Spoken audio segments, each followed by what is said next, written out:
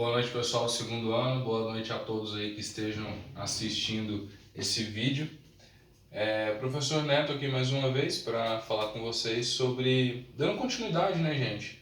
Dando continuidade ao conteúdo da semana passada. Vamos dar prosseguimento, né, à questão da cultura do Brasil, né?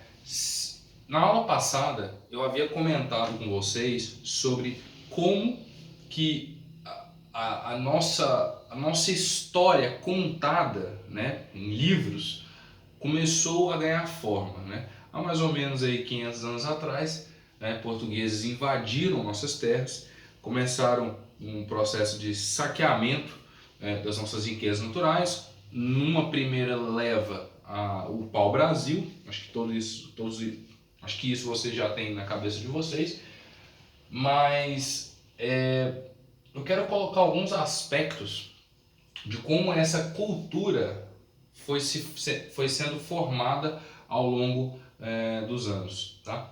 Bom, vejamos. Pessoal, primeiro, a cultura no Brasil é uma mistura de várias etnias, né? O que é uma etnia? É um determinado grupo social que detém língua, cultura, vocabulário, língua, costumes próprios, certo? Em alguns aspectos até mesmo características físicas, tá certo? Então, nós temos uma mistura de etnias nesse país. Nós temos uma mistura de etnias, já disse a vocês isso. Os pontos dessas misturas, né? Os indígenas, os negros, os portugueses, europeus de forma geral e, aliás, indígenas, negros, portugueses e mais tarde, lá no século XX, com maior intensidade, é claro, né, gente, ao longo todo esse tempo, claro que houve imigração, claro que houve, muitas pessoas do mundo inteiro vieram parar aqui no Brasil, mas eu estou dizendo apenas os aspectos mais cruciais ao longo da nossa história. E aí, por fim, lá no século XX, a vinda de imigrantes europeus e asiáticos para trabalhar nas lavouras de café. E aí cabe uma pergunta, né, pessoal?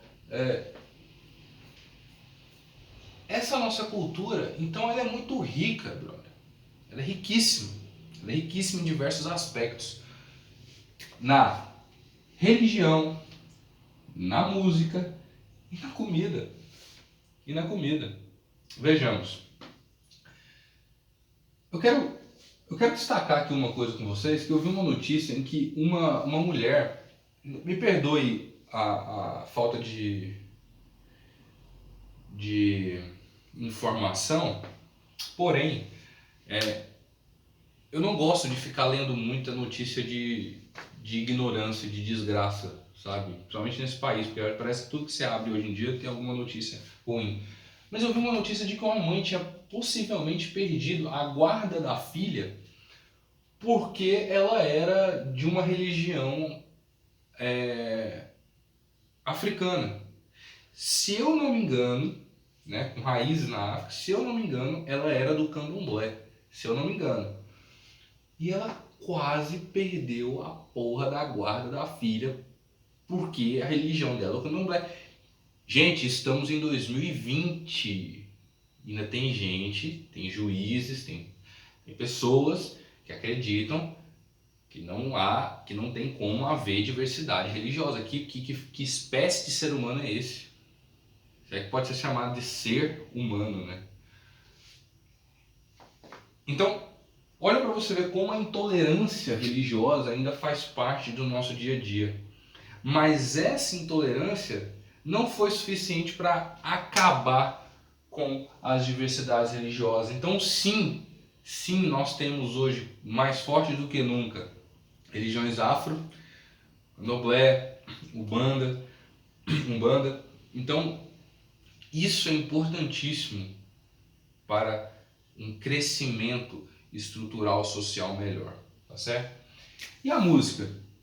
Eu gosto de pensar da seguinte maneira, pessoal. Sabe aquele papo de que pai e mãe costumam falar pra gente assim que no meu tempo é que era bom, Ai, no meu tempo as coisas eram diferentes, não tinha isso, não tinha aquilo. Cacildes nenhuma, né? Para pra pensar, se hoje tá uma bosta, você acha que antigamente era bom? É só reflexo da merda que já vem se acumulando há no mínimo 500 anos nesse país, né? No mínimo. Então, eu gosto de olhar para a música popular brasileira, principalmente, quando eu digo música popular brasileira, eu não estou me referindo somente a MPB, quando a gente fala de Gal Costa, de Chico Buarque, não. Estou me referindo ao samba, ao sertanejo raiz, tá, galera? Sertanejo de verdade, não com DJ Thiago, não. E a gente nota, se você pega as músicas, por exemplo, do samba, com Cartola, com Dona Ivone Lara, enfim, você nota que as músicas lá dos anos 60 falavam de injustiça. Bezerra da Silva falava de injustiça social, falava de autoritarismo policial, falava-se da dificuldade de viver na favela, falava-se do descaso governamental.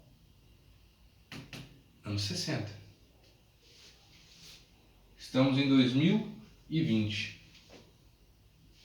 Mudou alguma coisa? Mudou? Se você pega nos anos 90, surge um dos grupos mais importantes de música nacional brasileira, Racionais, rap. Anos 90.